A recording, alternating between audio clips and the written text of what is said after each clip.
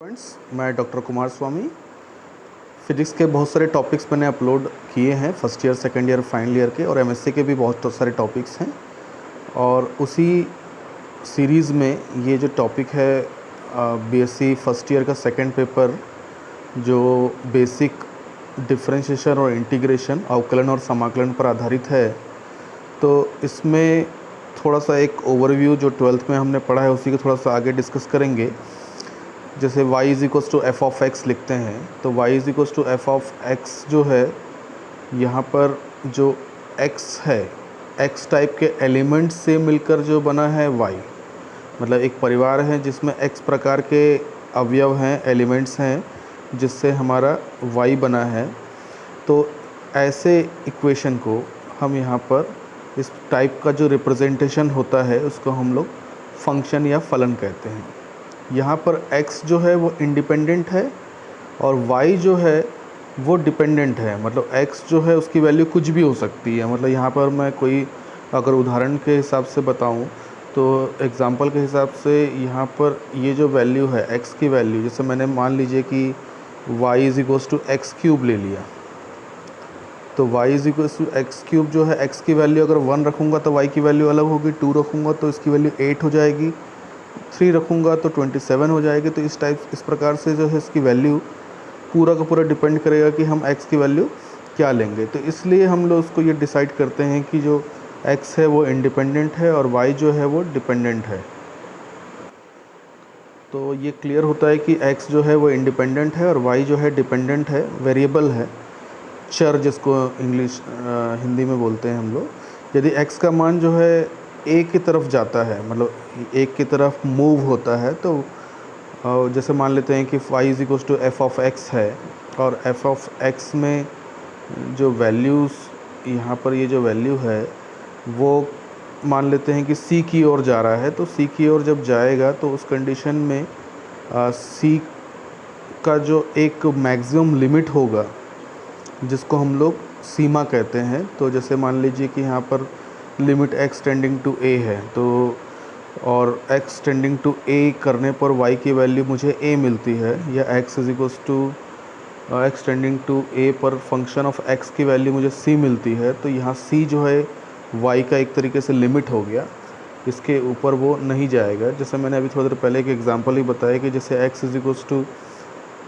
y is equals to x cube है और x का लिमिट हमने दे दिया x टेंडिंग टू 3, तो ये जो टोटल वैल्यू जो आएगी, जैसे x 3 की तरफ जाएगा तो y की जो वैल्यू है वो भी 27 की ओर जाना स्टार्ट करेगा। तो ये एक बेसिक सा कंसेप्ट है कि कैसे वो इंडिपेंडेंट और डिपेंडेंट और लिमिट की बात करते हैं हम लोग। और अगर आप आगे बात करें हम लोग कि जैसे y is equals to f of x लिखा हमने और x के मान में एक छोटा सा चेंज मैंने किया, और वो छोटा सा चेंज जो है वो डेल्टा x है। तो x के जो वैल्यू चेंज होगी उसके हिसाब से, जैसे हमने बताया कि y की वैल्यू भी चेंज हो जाएगी। मतलब यहाँ पर x की वैल्यू डेल्टा x बढ़ाने पर y की वैल्यू डेल्टा y जो है वो चेंज हो जाएगी। तो उसके हिसाब से y plus delta y is equals to f of x plus delta x, मतलब दोनों वैल्यू करस्पॉन्डिंगली चेंज होगी। अगर यहाँ पर मैं dy बाई डी एक्स की बात करूँ, बाई डेफिनेशन की बात करूँ, तो मैं इसको लिखता हूँ delta y by delta x। अब ये delta y by delta x जो वैल्यू है, इसी को हम लोग पार्शियल डिफरेंशिएशन कहते हैं। और इस पार्शियल डिफरेंशिएशन में यहाँ पर x को मैंने जो है F of x plus delta x change किया है, उसको मैंने एफ एक्स से चेंज किया। मतलब जो परिवर्तन था ये मेरे पास अंतिम जो मैंने बढ़ा दिया, और ये प्रारंभिक, और ये जो है दोनों का डिफरेंस। तो ये चीज़ें क्या बताती है, ये बताया आपने कि जो आपका विस्थापन है, डिस्प्लेसमेंट है, वो चेंज हुआ और उसके हिसाब से जो भी वैल्यू के करस्पॉन्डिंग वो चेंज हुआ, उसको मैं यहाँ पर इंस्टेंटेनियस वेलोसिटी या ताक्षणिक वेग यहाँ पर मैं बोलूँगा।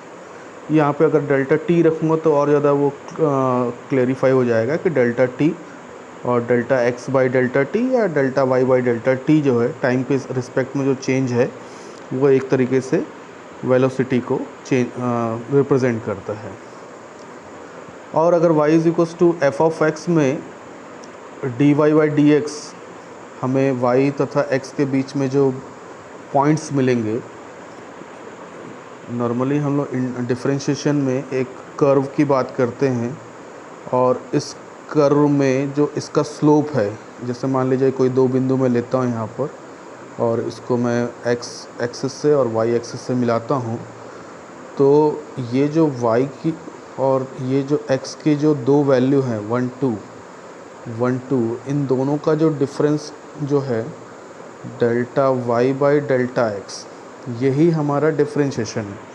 मुझे भी बहुत पहले जब मैथ्स का सब्जेक्ट मैंने लिया था, उसमें डिफरेंशिएशन होता क्या है ये समझने में बहुत दिक्कत होती थी। मैं सोचता था कि क्या अगर ये dy बाई डी एक्स अगर कहीं पे अप्लाई कर दूं तो उसमें क्या चेंज होगा। तो बाद में पढ़ते पढ़ते जब कंसेप्ट क्लियर हुए तब समझ में आया कि जो dy बाई डी एक्स है वो एक राशि में जो परिवर्तन है वो दूसरी राशि के सापेक्ष, मतलब change in one function with respect to another function. जैसे यहाँ पर मैं आपके सामने आपके रिस्पेक्ट में पढ़ा रहा हूँ, वो अच्छा हो सकता है, बुरा हो सकता है। वैसे ही स्टूडेंट टीचर के रिस्पेक्ट में अच्छा कर रहे हैं, ख़राब कर सकते हैं। तो ये एक दूसरे के जो रिस्पेक्ट में आपेक्षिक जो बात होती है, रिस्पेक्ट में जो बात होती है, रिलेटिव जो बात होती है, वो एक तरीके से यहाँ पर एक नया कंसेप्ट जो डिफरेंशिएशन को हम लेके आते हैं, वो डिफरेंशिएशन यहीं से स्टार्ट होता है। क्योंकि डिफरेंशिएशन में जैसे हमने डिस्प्लेसमेंट पढ़ा था, तो डिस्प्लेसमेंट जो है एक तरीके से दो पॉइंट्स के बीच का एक डिफरेंस है, और विथ रिस्पेक्ट टू टाइम के रिस्पेक्ट में वो कितना चेंज हो रहा है उसको हम वेलोसिटी कहते हैं। वेलोसिटी टाइम के रिस्पेक्ट में कितना चेंज हो रहा है वो मेरे पास एक्सेलरेशन या त्वरण कहलाता है। तो इस तरीके से वेलोसिटी और एक्सेलरेशन को हम लोग डिफ़ाइन करते हैं। और इसके जो फार्मूले हैं, और फार्मूले में भी जैसे कांस्टेंट है, जैसे कोई भी कांस्टेंट है जो बिल्कुल चेंज नहीं हो सकता, जिसकी वैल्यू नहीं बदल सकती, तो कांस्टेंट का जो डिफरेंशिएशन होता है वो ज़ीरो होता है। तो कांस्टेंट का हमेशा जो डिफरेंशिएशन है वो ज़ीरो होगा। लेकिन ये कांस्टेंट अगर किसी फंक्शन के साथ में होगा तो वो कांस्टेंट बाहर जाएगा, और जो फंक्शन है, फंक्शन का तात्पर्य यह है कि वो फलन की बात कर रहा है, और फंक्शन की जगह कुछ भी हो सकता है। फंक्शन के जगह पर जो भी x की वैल्यू रखा हुआ जो है वैल्यू हो सकती है, जिसकी वैल्यू हम चेंज जो है निकाल सकते हैं। और अगर dy by d x of a plus B अगर प्लस या माइनस में हो, तो हम यहाँ पर इसका अलग अलग डिफरेंशिएशन यहाँ पर हम करेंगे। a का अलग डिफरेंशिएशन करेंगे, b का अलग करेंगे। मल्टीप्लिकेशन रूल थोड़ा अलग होता है। मल्टीप्लिकेशन रूल में पहले एक फंक्शन का डिफरेंशिएशन होगा, दूसरा साइलेंट होगा, फिर दूसरा डिफरेंशिएशन होगा और वो साइलेंट होगा, मतलब एक के बाद एक सक्सेसिव जो है। जैसे यहाँ पर मैंने a का किया, यहाँ b का किया, यहाँ a साइलेंट, यहाँ पे b साइलेंट। तो ये प्रैक्टिस से आएगी, 11th से ही स्टार्ट हो जाता है डिफरेंशिएशन इंटीग्रेशन। डिवाइड में जो b है, डिनोमिनेटर है, हर है, तो वो वैल्यू पहले साइलेंट रहेगी, और a का जो है वो डिफरेंशिएशन होगा, a साइलेंट और b का डिफरेंशिएशन, और अपॉन में b स्क्वायर होगा यहाँ पर। तो ये जो प्लस माइनस का रूल है वो समझना ज़रूरी है। और बाकी फार्मूले तो जैसे x to the power n है, तो पावर सामने आएगा, पावर जो है x की पावर n माइनस 1 हो जाएगा।